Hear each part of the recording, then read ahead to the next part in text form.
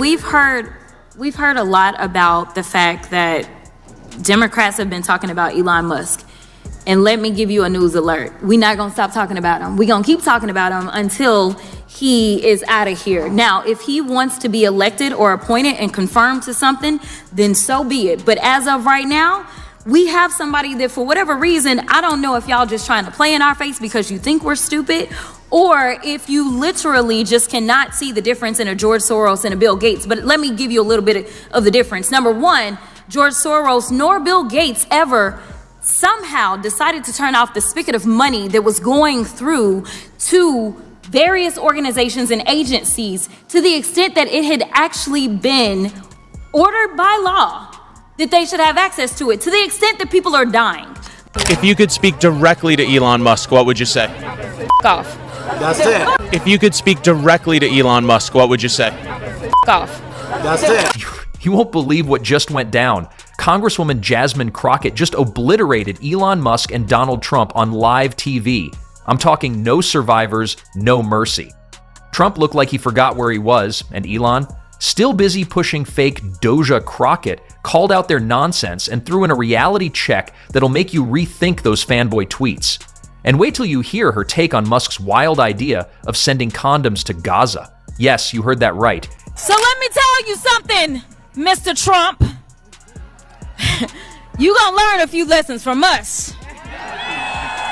And I'm gonna be the first one. You and your little friend off of Twitter. Y'all about to find out, all right? Now let me be... Jasmine Crockett standing on live TV, practically holding a verbal flamethrower, and guess who was in her crosshairs? America's two favorite Bond villains, if Bond villains had less style and more Twitter addictions, Elon Musk and Donald J. Trump. And folks, it wasn't just a gotcha moment, it was a full-on demolition. Crockett didn't just pull receipts, she rolled out the Costco-sized binder, highlighted it, and handed it to them with a side of sass. I do want to be clear, before the Trump administration came in, this committee did exist in the form of the Oversight Committee. Our task is to root out waste, fraud, and abuse. Interestingly enough, our chairwoman, who is so passionate about this today, she missed every single one of those improper payment hearings. Just to be clear, I was there, so I don't want anyone to believe that Democrats just come to work and don't plan to do work. Right now, they have relinquished their constitutional duties over to an unelected bureaucrat, someone who no one went out to vote for. And absolutely, he is occupying the Oval Office, as we saw yesterday. And that is a first for me, to see someone occupying the Oval Office who's never actually been elected to the Oval Office and actually answering more questions than the person that allegedly got elected. Let's start with the human Tesla fire hazard himself, Elon Musk.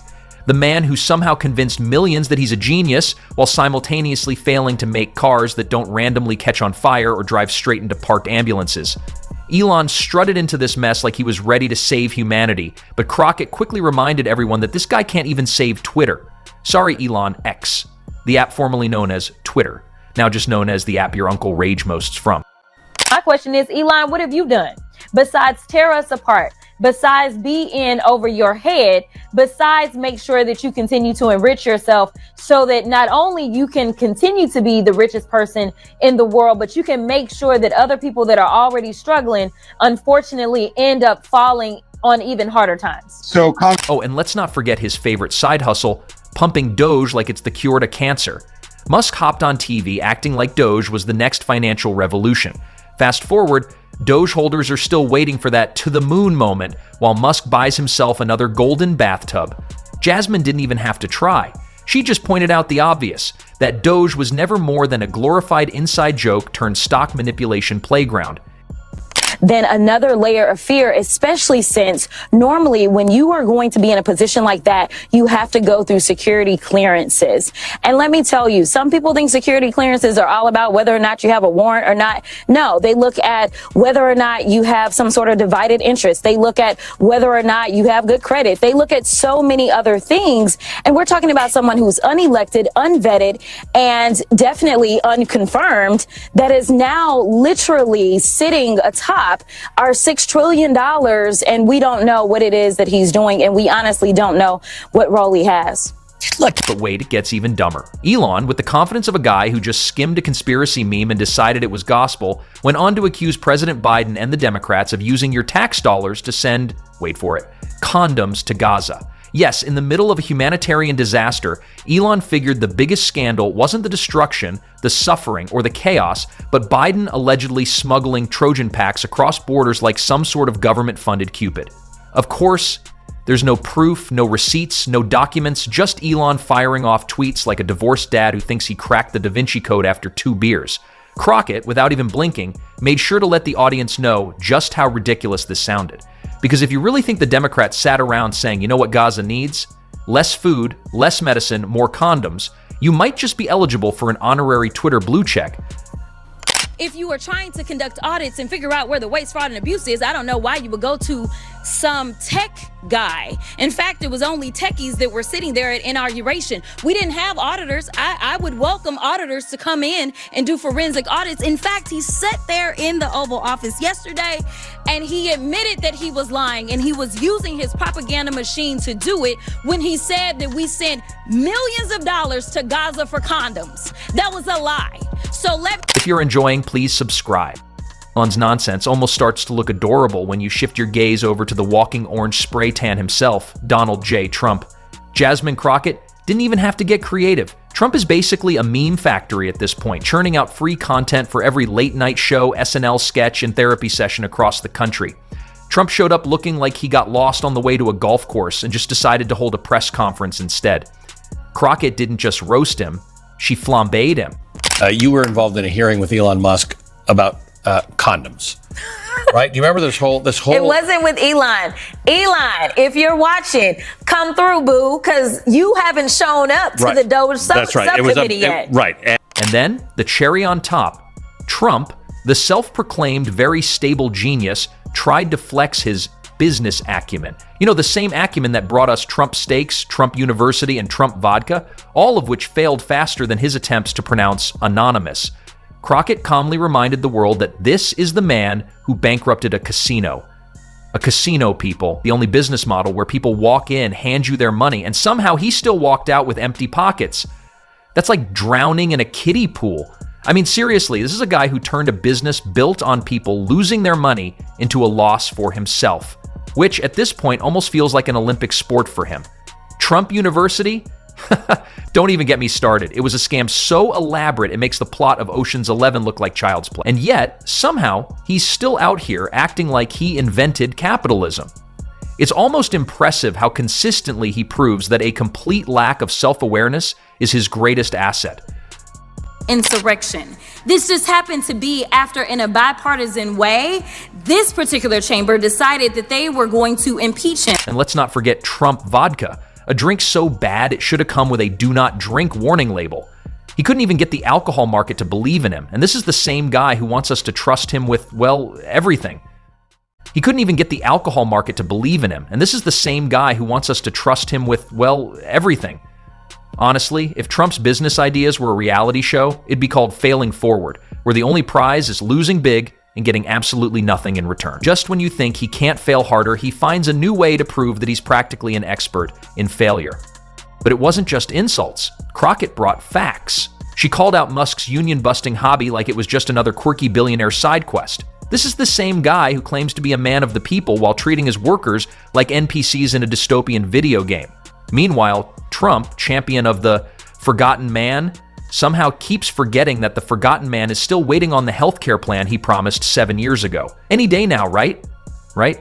Crockett didn't need to yell. She didn't need fireworks. She just laid out the reality, and the audience could practically hear the sound of MAGA hats getting adjusted nervously. It's wild how these two, one who thinks he's Iron Man without realizing he's more like the knockoff action figure you find at a gas station, and the other who thinks he's George Washington reincarnated but can't name 3 branches of government, still manage to get airtime without someone walking in and changing the channel for them. Lies. That's the big issue that we have. Elon Musk boosted false U.S. aid conspiracy theories to shut down global aid. Now, while he was boosting those lies about U.S. aid, and he was stopping money going for, say, things such as Head Start, somehow the only money that didn't stop was the money to him and his organization. Now, I don't know how you can have him be the watchdog as well as the guy that is literally living off of the government. If we want to talk about government welfare, it looks like Elon Musk, because it's my understanding that just on yesterday, a new contract was approved for approximately $300 million for Elon Musk. So listen, I just want... And let's talk about that free speech grift again. Elon claims to be defending it like some weirdly insecure sci-fi protagonist. Yet the second someone mentions his failing EV self-driving program or the fact that he turned Twitter into an alt-right group chat, it's account suspension time. Free speech for him, sure, but everyone else, not so much. Trump, on the other hand, is still stuck replaying the 2020 election like it's Groundhog Day, except instead of learning and growing, he just keeps finding new ways to make it sadder. And Crockett? She just sat there and casually pointed out that the emperor has no clothes, and let's be honest, that's not an emperor you want to picture without clothes. You're also calling on Musk to appear before Congress. Why? What do you want to ask him? Well, first of all, I want to ask him, what exactly has he been doing? Who is it that he's hired? Who is it that he's firing? How he's coming to the conclusions that he's coming to? What makes him believe that getting rid of our workforce, including those that are in charge of keeping our nuke situation safe or keeping planes from falling out of the sky? I want some analysis behind what it is that he is recommending to the president or to OPM or to anyone else that is engaging in what I feel like is more so a dismantling of our modern day democratic republic. And I want him to basically prove me wrong. I want to know that there is some end game that actually benefits the American people. And then came the best part. Crockett called out the dog and pony show, how both of these clowns, in their own ways, distract the public with fireworks while quietly robbing the place blind. Musk throws up a SpaceX rocket, Trump throws a rally, and while everyone's distracted, it's business as usual for billionaires. But Crockett flipped the script, pulling focus away from the theatrics and shining it right on the disaster behind the curtain.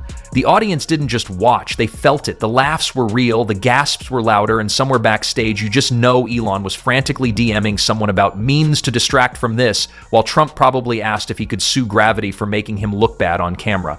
And oh, the Doge thing wasn't even done. Crockett had the audacity and brilliance to basically point out that Musk turned an internet joke into a pyramid scheme. Doge went from meme to market crash, while Musk giggled all the way to the bank. It's giving Silicon Valley snake oil salesman, but with less charm and more power outages. Do you know why they went after access to the federal government's payment system? I have no idea, but I don't have any positive thoughts when it comes down to it. I appreciate that you played the clip of Jamie Raskin, and as you know, Congressman Raskin asked, why do you need access? I mean, here it is. I'm a wholly, fully elected member of Congress. I don't have that kind of access. So when you start talking about who should have access to literally the system that controls approximately $6 trillion of our dollars, I don't really understand, because the people that worked in those positions could only distribute money per the law. So why is it that the Doge committee would have to have access? And that's not the place that you go to look for cuts. You look at our budget, which it is Congress that has the power of the purse. You look at our budget, you help the president come up with his proposed budget, and then the House and the Senate will decide what we send to his desk. And when Crockett started connecting the dots, the fake philanthropy, the manufactured culture wars, the constant shifting of blame to everyone but themselves, it wasn't just a roast, it was a masterclass. She didn't just destroy them, she exposed how easy it is when you stop pretending they're smarter than they are. Because here's the gag. Elon and Trump both rely on the same tired playbook. Step 1, break something important. Step 2, blame the nearest progressive. Step 3, tell Twitter it's fine because they're thinking big. Meanwhile, nothing gets fixed, people get hurt, and billionaires get richer. Groundbreaking, truly. By the time the segment wrapped, Crockett didn't just roast them, she served them up well done, fries on the side. Musk looked like someone who realized his rocket might not make it past the parking lot. Trump looked like he remembered mid-sentence that he doesn't actually know where Ukraine is on a map. And so I think that we have to understand that we are not dealing with normal people. We are dealing with someone who is proven to be a criminal, proven to be disrespectful to us as Americans. And listen, we have to fight him the exact same way. We have to come back with the same type of energy, And just like that, it was over. Crockett dropped the mic, walked off, and left behind a smoldering crater where Musk and Trump's credibility used to be. Viewers loving it. Billionaires sweating. Twitter bots working overtime. It was a flawless performance, one that left the audience on the edge of their seats and the rich guys fumbling for their next move. It was as if Crockett had taken a wrecking ball to their egos and somehow, without even trying, demolished their entire public image in one smooth move. Her words sliced through the air, cutting deeper than any public scandal, leaving Musk and Trump scrambling for a comeback that never came. It was clear. The public had spoken, and they weren't buying what these two were selling. Every point Crockett made hit harder than the last, and by the time she was done, there was nothing left for them but to watch their empire crumble. It wasn't just a mic drop. It was a full-blown annihilation of everything they thought they stood for. I'll make sure that I keep it short, but I am truly here for very selfish reasons. Starting with, on March 29th, it's my birthday. And all I want to see happen on my birthday is for Elon to be taken down. While Elon Musk awkwardly types out another cryptic tweet about Doge and stocks, probably trying to distract from his latest yacht purchase, and Trump, well, he's still out there ranting about elections like an old man who's had one too many glasses of prune juice. Meanwhile, Crockett's over there sipping tea, knowing she already took down the biggest egos in tech and politics with a single speech. The power, immeasurable. The delivery, perfect. And let's be real, Musk and Trump couldn't even handle it. So the next time you catch one of them making headlines, just remember, Jasmine Crockett already handled it. And she didn't even break a sweat.